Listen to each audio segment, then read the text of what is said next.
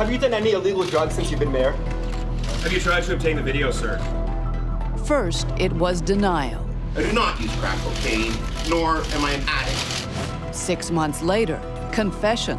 Yes, I have smoked crack cocaine. Tonight on the Fifth Estate, the story of Rob Ford. The secret police surveillance. The mayor and his friends. The notorious video.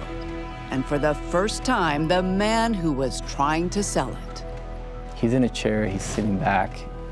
There's a person off camera asking questions. In between answering questions, he's smoking the pipe.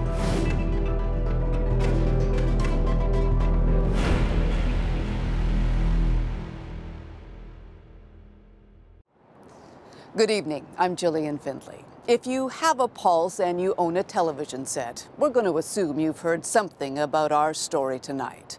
Every media organization, certainly every late-night comedy show, has taken its stab at explaining the saga of Toronto's mayor, Rob Ford. Well, tonight we're going to piece it together for you in our own Fifth Estate fashion. The real story of that crack video that started it all, from one of the key players who's decided to come out of the shadows. The whole tale is so sordid and bizarre, so fast-changing and unpredictable, no one knows where it's going to end. But it's a tale that has rocked this city to its core.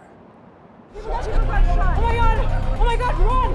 Run! It was chaos 2 summers ago in Toronto's biggest downtown shopping mall. A shooter had just opened fire. Oh my God! Oh my God! Gangs settling scores had long plagued some of the city's troubled suburbs, but now it had arrived in the center, and the center was reeling. As the victims were rushed away, 2 bystanders injured, an alleged Somali drug dealer dead, Toronto's mayor arrived on the scene to offer assurance. Tonight is absolutely terrible, and I'm down here just offering my support to the police, and we want to make sure these people are apprehended and arrested on whoever committed this terrible crime. But the shootings continued. It would be a bloody summer, as groups of young criminals battled it out for territory and supremacy.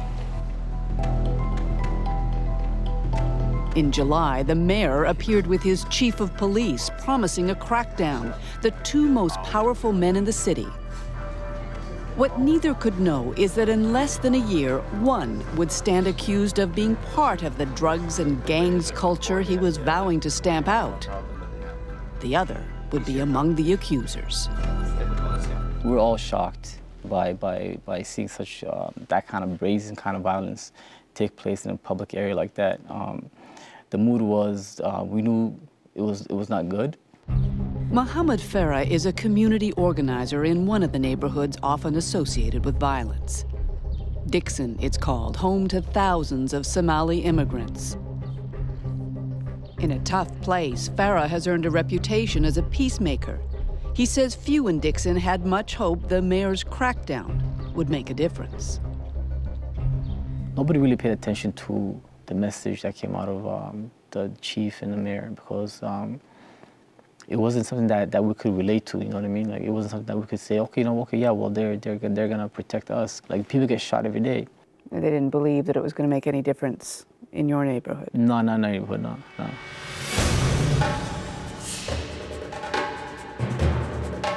What the people of Dixon didn't know is that the police already had a massive undercover investigation underway. Watching some of the neighborhood's most notorious suspects, listening in to thousands of conversations via wiretaps. The operation would later be revealed as Project Traveler, and what police heard on those wires would implicate dozens in the community, but also eventually reach high into the corridors of city power. Right to the office of Toronto's mayor. But all that was yet to come. That summer of 2012, Rob Ford was confidently telling the city he was a guy to clean it up. This is definitely, like I said before, the safest city in the world. I encourage people to come to the city, to go out, stay at our hotels, eat at our restaurants, go to our museums, catch a game at the Rogers Centre, and the people that live in the city go about your lives like you do every day. Rob Ford City has never been the downtown core. His support has always flowed from the outlying suburbs, from the immigrant communities like Dixon, but also from the leafy streets of places like Etobicoke, where he grew up. As teenagers, he and older brother Doug were known as the party guys. Rob still remembered as the go-to kid for drugs. Oh, I smoked it with Rob. Probably smoked marijuana or hash 5 or 6 times. This man was a high school friend of Ford's. Rob was a drug dealer at Scarlet Heights Collegiate in my era. Rob would brag about it. And even 25 years later, he's afraid to be identified. I don't know what you can expect from the Ford family and their friends, associates, and the type of people that he's hanging around. I've long associated drugs and violence together, and I don't want to have any part of that affecting mine and my family's lives. The Fords have always been slightly intimidating. A fascist? You don't even know what a fascist is. Why don't you shut your mouth? Everything going okay? Rob Ford's father, Doug Sr. He was the family's first politician, a plain-talking conservative backbencher who from nothing built a multi-million-dollar printing business that would finance the ambitions of Ford politicians to come. And a lot of people know me, and they know my attitude, and I'm a straight shooter. I talk to people face to face. I went in the Somali community. I went in the Chinese people. I went into dark people, black people, whatever you want. Those Oriental people work like dogs. Rob, it seemed, had his father's penchant for straight talk, and as a newly elected councillor, a reputation for swimming against the tide. It's a matter of legion that there were countless votes of 44 to 1, and Rob Ford would be the outlier with the 1 vote in opposition to everyone else. John Parker sat on city council with Ford and later supported him for mayor. What he revels in is the image of a battler who sees the bureaucracy, who sees the enemy out there, who sees the lefties, who sees the bicycle riders, the bean sprout eaters, and he's doing his best to represent the interests of ordinary folk against all those, as it were, elites who seem to be in positions of power and influence and authority in a city like Toronto. A battler on council, he had a pretty rough and tumble private life, too.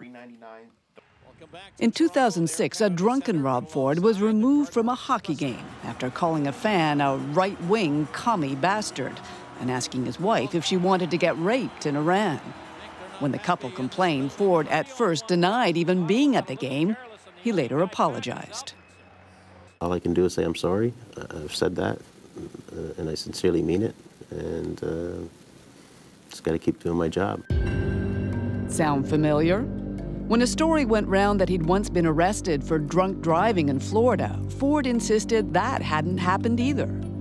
When reporters found proof, he had to admit the DUI and that Florida police had also charged him with possessing marijuana. I entered a guilty plea for failing to provide a breath sample. In 2008, though, the allegations turned darker. Police were called to Ford's home. His wife was accusing him of assault. There's no secret. Our family's had some trials and tribulations, and I just gotta weather the storm and keep moving on. The charge was eventually dropped, but the family's trials continued. His sister was publicly revealed as a recovering heroin addict. Whatever personal turmoil that may have caused, in public, Ford advocated a get tough policy on drugs. Here in a 2005 CBC documentary about Toronto's growing problem with crack cocaine. And I mean tough, like no nonsense.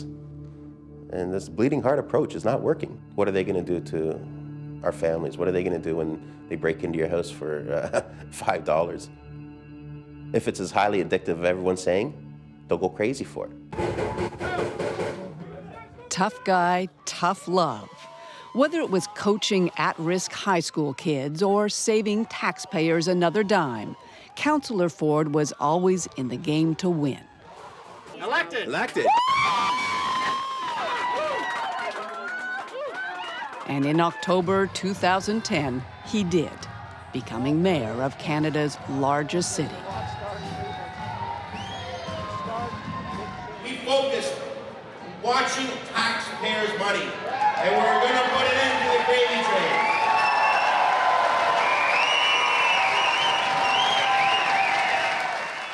Almost overnight, you could feel the shift at City Hall.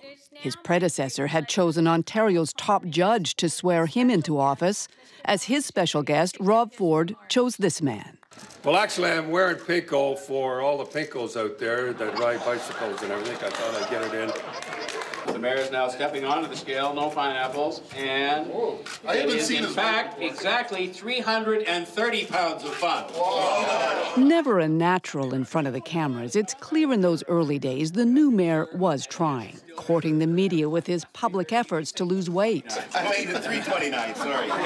Supposed to be losing weight. But somehow, things never seemed to cut his way. Soon this video was making the rounds on YouTube. The dieting mayor popping in for some fast food. He was caught reading when he should have been driving, flipping the finger to another motorist. But then there was this, the mayor out on the town with fellow council members. And then when we posed for the photo and he grabbed my ass, I kind of went, okay, this is wrong. Ford denied that too. There were other stories of drinking, random photos popping up on social media. The mayor clearly having a good time, and clearly not at City Hall. And we started seeing a real drop-off in the workload. So we knew something was going on. Robin Doolittle covers City Hall for the Toronto Star. And then there were all these photos that kept popping up on Twitter of him at LCBO's buying Mickeys of Russian Prince vodka. What does that mean? Who knows? It's just another piece of this puzzle. The puzzle wasn't yet clear, but it was disturbing, especially when stories leaked out about what happened at this pub on St. Patrick's Day. The mayor so drunk he could barely walk. He later returned to City Hall, where security guards saw him stumbling and swearing, brandishing a half-empty bottle of brandy. You start talking to his staff, and very early on, they were saying, you know, this guy needs help, and we really are hoping, we're trying to get him help. We're trying to convince him that he needs to go to a treatment center and get help. It doesn't appear he took the advice. The Star's next big headline, Toronto's mayor so intoxicated, he was asked to leave a charity ball. We've all known about it. This has been the worst kept secret at City Hall. Councillor Adam Vaughan is one of Ford's biggest opponents. Does he have a drinking problem? Does he have a drug problem? I think that if you show up at work with an open bottle of alcohol and you're clearly out of control, whether you have a drinking problem that night or a drinking problem in your life, it doesn't really matter anymore. You've allowed alcohol to have an impact on your performance of duties. And when those duties are public duties, you betray the trust of the public. It doesn't matter whether it's alcoholism or binge drinking or just a bad night. You've crossed the line. But on May 16th, it would all be trumped by this. The Star and a U.S. website reporting the mayor of Toronto caught in a video smoking what appeared to be crack cocaine. And this photograph, Rob Ford with 3 young men from Dixon. When we come back, the story of the notorious video. He's in a chair, he's sitting back, he's smoking the pipe.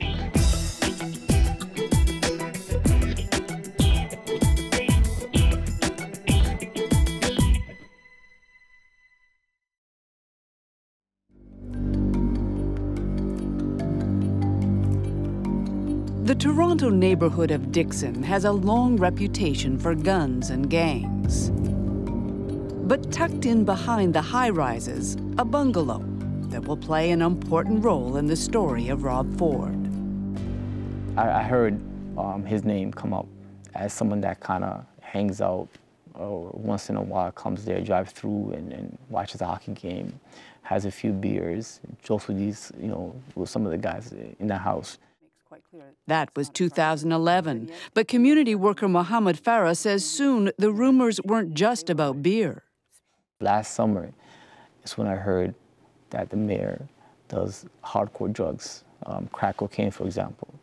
And that was through conversations I had with young people that I mentor. So you were hearing from these kids that you were mentoring that Right. Rob Ford was doing hardcore drugs at 15 Windsor Drive. It was, yeah.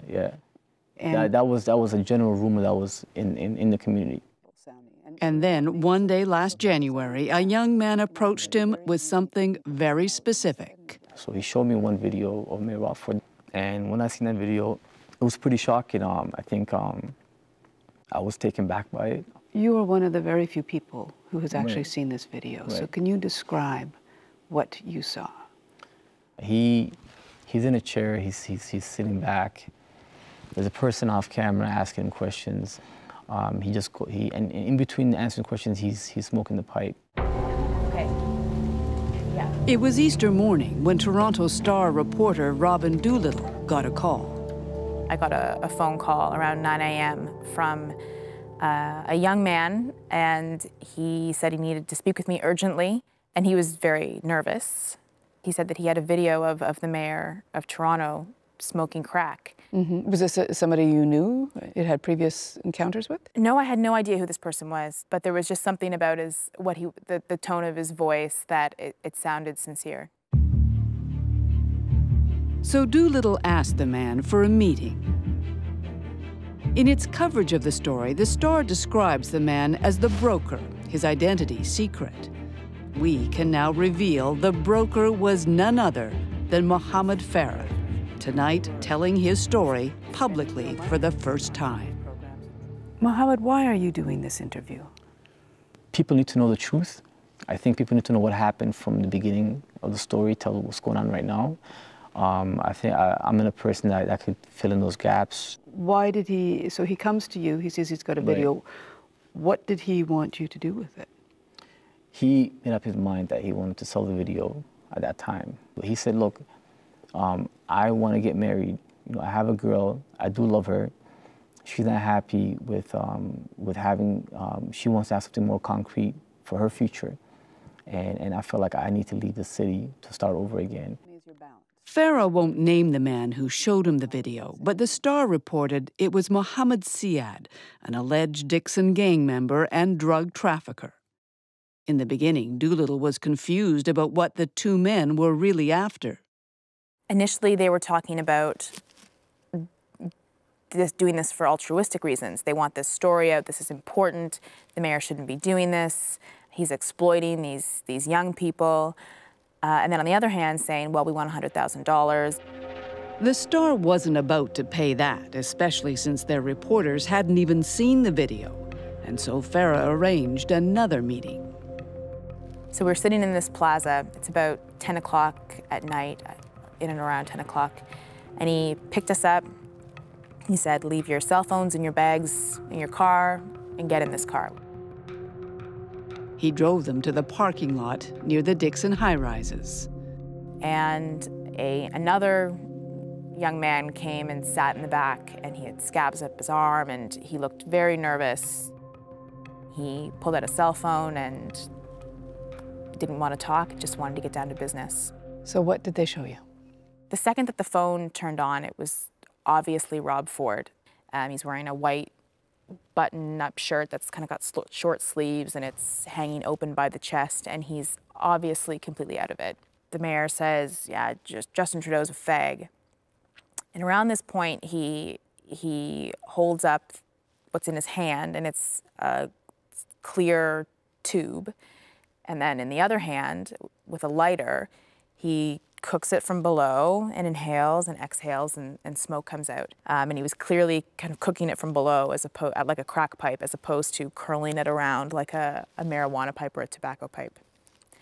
And then it ended. A phone rang in the video we were watching, and the mayor looks directly at the camera and says, that better not be on. And then it goes black. The negotiations with the Star went back and forth for a month. What the reporters didn't know is that Farah had also shown the video to the American website Gawker. When it looked like the Star was backing away from the negotiations, Gawker moved in, and on May 16th, the story of Toronto's crack-smoking mayor went viral. Neither Gawker nor the Star had the video, but both had been given this, a photo of Rob Ford posing with 3 young men. It didn't take reporters long to figure out where the photo was taken, that house at 15 Windsor Drive, or who the young men really were, gang members according to police, one of whom, Anthony Smith, had been murdered just 2 months earlier. The next morning at his house, Mayor Ford had to deal with reporters. For more than a week, he would keep his silence, refusing to explain anything. Mayor Ford, is this legal action? It's all right. I'll see you Is this guys all down at crazy City or Hall. what? Is this the worst allegation you've heard so far? But back in Dixon, there was no end to the talk about that now famous video.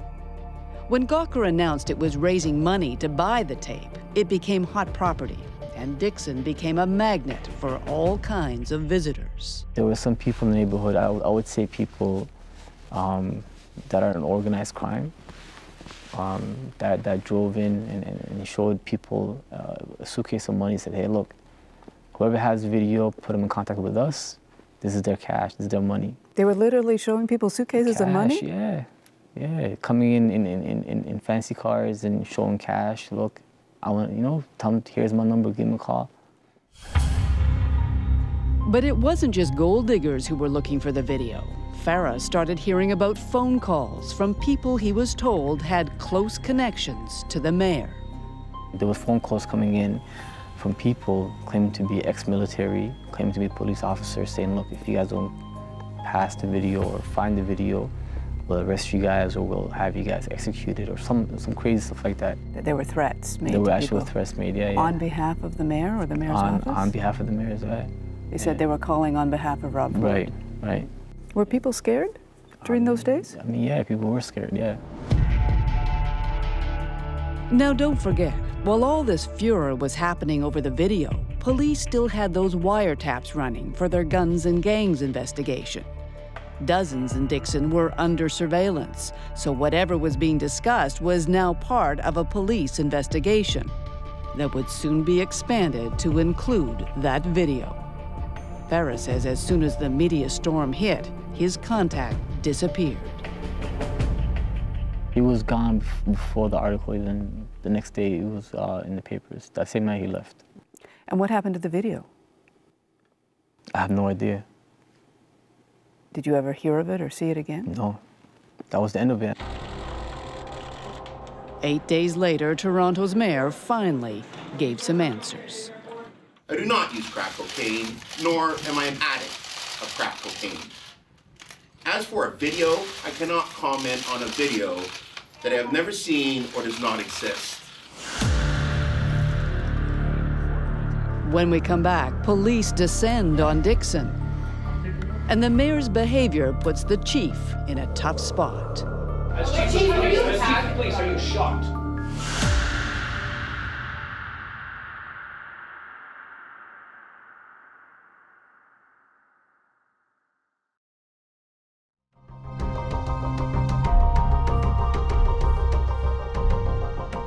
Have you done any illegal drugs since you've been mayor? Have you tried to obtain the video, sir? Are you upset that the deputy mayor says he believes there's a tape? The premier suggests she's ready to step in. The story of Mayor Rob Ford and the crack video hit Toronto like a bombshell. Why are you not answering any of these questions? Step aside until the area is clear. For weeks, the questions did not stop. Things are doing great. You're worried about Toronto's reputation. Is it respect for taxpayers to ignore such serious allegations? Is that respect for taxpayers, Mr. Mayor? The whole city wants answers, Mayor Ford. You're not answering any of these questions.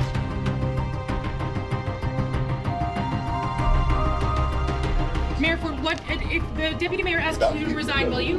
No.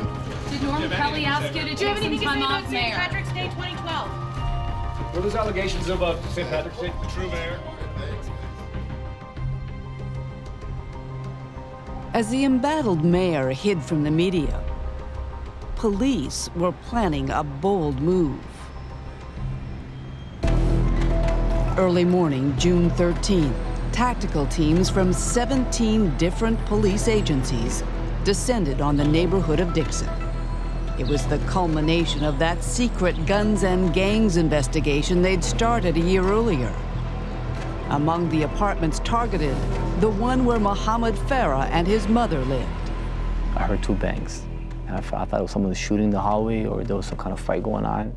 So I came running out of my room, trying to see what was going on. And as soon as I came out, there was a hole in my door, and they threw a stun grenade through it. So I ran into a grenade, like a stun grenade or whatever it was, flash grenade. So I ran into that, and it kind of got me a little bit woozy. So I seen tactical guys come in there with their machine guns. You know, I knew this was something serious, so I kind of cooperated, had my hands down. To this day, Farah has no idea why police wanted to search his place. He has no criminal record, though his brother has history with the law, and at the time was registered as living in the high-rise. After searching for an hour, the police discovered a gun. People that know me, I mean, I've never been known to carry a gun around. And then my mother's not a person that's, you know, she's never been in trouble as well. Where did the gun come from? They found the gun in the laundry room. Mm-hmm. It was rolled up in a carpet or something like that. So I don't know whose gun it is. I don't know how it got there. Wrong people! People, what do you mean for nothing? For fucking nothing! 44 people were arrested that day, including Farah, his mother, and his brother. Also arrested, Mohammed Siad, the man Farah had been helping shop the Rob Ford video, and the 2 surviving young men in that famous photo. The charges laid that day had nothing to do with the photo or the video, but that didn't stop people thinking that all of this was really about the mayor. All they told me was it's not only your unit, it's the whole building, and this is happening because of Rob Ford.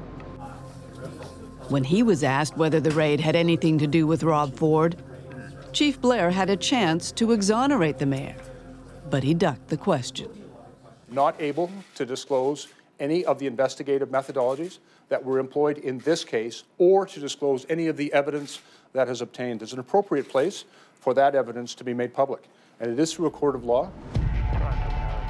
What wasn't made public that day is what we now know, that 48 hours after the story about the video broke, police indeed had started another secret investigation to look into it. 106, line up north 08. Line up 08. They would go to astonishing lengths, deploying huge resources to track a single black Range Rover. Number 308. Police would tail it for months all across the city. They even tracked it from the air. The journey would take them into some of Toronto's darkest corners, because inside the Range Rover was a man with a history of violence and drugs. Sandro Lisi, who the surveillance would soon reveal had a remarkably close relationship with Toronto's mayor. Your focus on this wouldn't necessarily be directly with Mayor Rob Ford. It would be the drug dealers. And because Alexander Lisi has the criminal record involving drugs, that to me is where the focus of the investigation should be. We asked retired detective Mike Davis to help us understand the parts of the investigation police have made public. What the hell's going on? Is it just busy? They started monitoring Lisi 1 month after the video story broke, tracking his phone calls, watching him with cameras night and day.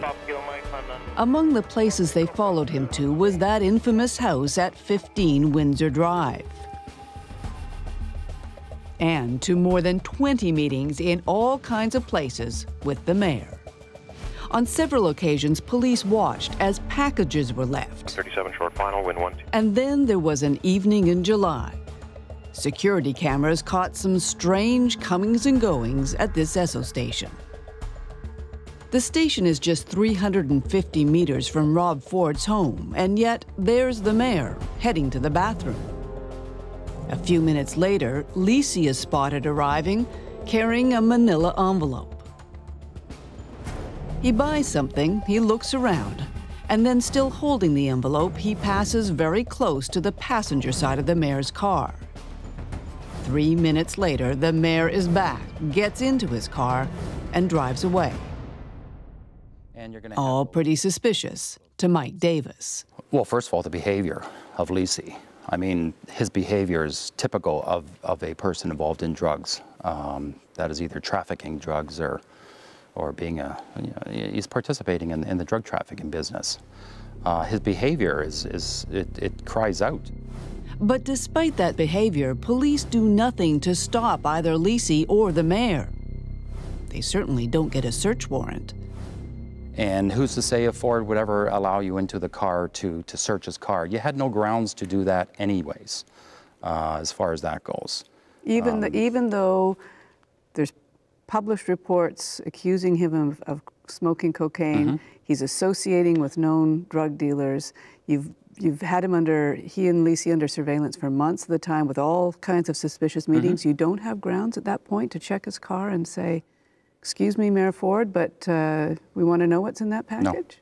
No, you don't have grounds. If that was a black kid from some neighborhoods in this city, do you not think that that car would have been searched? No. You have to have the grounds to do that, or else you're doing something illegally. And people out there can say that the police should have done this, should have done that, should have pulled Mr. Ford over, and they would have seen for sure whether he had drugs or not. Well, you know, that's not the way the police operate. The police operate on evidence, clear evidence, and before they make any move. But Clay Ruby, longtime defense lawyer and Rob Ford critic, calls that nonsense. If I watch Lisey do a drop-off to the mayor's car, and the mayor's somewhere else, that's the whole point of the drop-off, to separate the mayor from the drugs, I pick up the phone, I called JP, and I got a telewarrant. 3 minutes later, I'm lawfully in that car, seizing those drugs, taking a sample, putting them back. This is not rocket science. Police eventually caught Lisey in a sting operation, and after all that costly surveillance, charged him with trafficking marijuana. As for the mayor, he was never even questioned. So why didn't they arrest him? To me, it is inexplicable. But Chief Blair acts as if it needs no explanation. Like it was perfectly obvious. Well, why would we arrest the mayor? There was a zillion pieces of evidence going through their hands, and they never picked it up. They just let it slip through their hands. What would soon become clear is that whatever the concerns about drugs, police were pursuing bigger things too. As part of their investigation, they retrieved all of Lisey's phone records and quickly zeroed in on 3 specific days, May 16th to 18th, immediately before and right after the story of the video broke. The pattern of calls was revealing. Lisey calling Mohammed Siad, the man who had the crack video. Lisey calling 15 Windsor Drive. And in between, 13 times, Lisey on the phone with Mayor Ford. On October 31st, Lisey was arrested and charged again, this time with the more serious offense of extortion, allegedly threatening violence in an effort to get that video. But just hours later, it would all be overshadowed by this stunning announcement. I have been advised that we are now in possession of a recovered digital video file. Yes, police finally had it. The crack video the mayor was still insisting didn't exist. It was a game changer, and the chief knew it. Well, I think as a citizen of Toronto, I'm disappointed. I know this is a traumatic issue for the citizens of this city and for the reputation of this city, and that concerns me. The chief and the mayor, who'd once stood shoulder to shoulder vowing to fight drug crime together, now locked in mortal combat. Mayor Ford, why do you keep sending When we come back, the mayor comes clean, sort of. Yes, I have smoked crack cocaine. When, But sir? no Do I? Am I an addict? No. When have you I smoked tried it? Probably in one of my drunken stupors.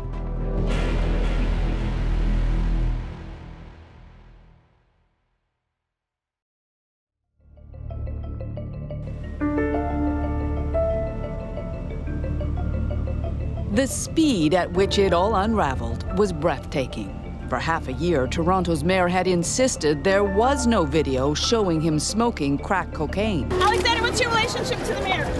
Now a man, a close friend of the mayor's, had been charged with extortion, allegedly threatening people to find the video. You're listening to The City. For any other politician, that might have been fatal. But these are the Fords, a political clan that never says die. The mayor's first response on his weekly radio show was calculated. I'm not holier than thou, so I'm not going to sit here and say, I'm never going to drink again. That's not realistic. Seek absolution, but don't say for what. Then attack. Big Brother Doug sent out to take on his new sworn enemy, the police chief, calling on Bill Blair to resign. It's never going to happen again. We have the most political police chief I've ever seen. The police chief believes he's the judge, the jury, and the executioner. But something had clearly happened. Less than 4 hours later, there was Rob Ford again, almost begging reporters to let him make a confession. I think Chief Blair should he step aside? You asked me a question back in May, and you can repeat that question. Do you smoke crack cocaine? Exactly. Yes, I have smoked crack cocaine. From there, it was the short, familiar path to the apology and the promise, once again, to move on. I have nothing left to hide. But the past is the past. These mistakes will never, ever, ever happen again. But this time, it may not be so easy. There are serious questions he still won't answer. What exactly is the mayor's relationship with those people at 15 Windsor Drive? The 3 young men in that photo, one of them dead, 2 now up on gang-related charges. If his friend Sandro Lisi was indeed extorting people to get the crack tape, what was the mayor telling him in all those phone calls? And just how many more embarrassing videos can there be? This one, recently obtained by the Toronto Star, shows a very agitated and angry mayor of Toronto. Somebody killed the fucking guy. I'm telling you, it's first degree murder. But I'll try one else. I'll butter. Give me the phone. I'll like it. No holds barred, brother. He dies or I die, brother. I'm telling you, no. Brother, you've never seen me fucking go, brother. You think so, brother? But when he's down there, I'll rip his fucking throat out. I'll poke his eyes out. I will fuck when he's dead. I'll make sure that motherfucker's dead. I need fucking 10 minutes to make sure he's dead. With so many people, friends and foes, pleading with him to resign and get help, it's hard to believe Rob Ford still thinks sorry is going to cut it. But apparently he does. Who are you talking to? Who are you talking about? Who are you talking about? Who was the target of the threats? All I can say is, again, I've made mistakes. In contrast to all of that, back in Dixon, life is quieter. Dozens of people still face charges from those raids. Mohammed Siad is in jail waiting to be tried on drug trafficking and gun running charges. Though it's probably safe to say the Rob Ford video is the most explosive thing he's ever handled. He felt like he had a live grenade in his hand.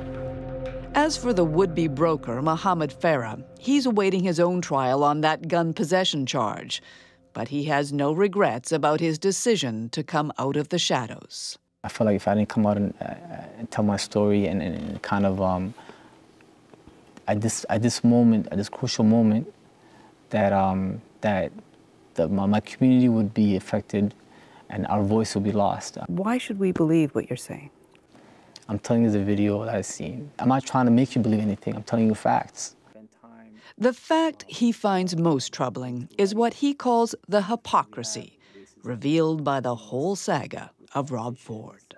if there was an investigation happening, everyone should have been in the same boat. He lied to the people of Toronto. He said, sorry, all's forgiven. A lot of these guys are sorry to get arrested. Okay, I'm sorry for being arrested. Am I being forgiven right now? I'm not. I'm being held accountable, right? So he needs to be held accountable for his actions. If the deputy mayor asks you to resign, will you? Did Norman Kelly ask you to Do you have take anything some to say time about off, St. Mayor? Patrick's Day 2012? Were those allegations about St. Patrick's Day true, Mayor?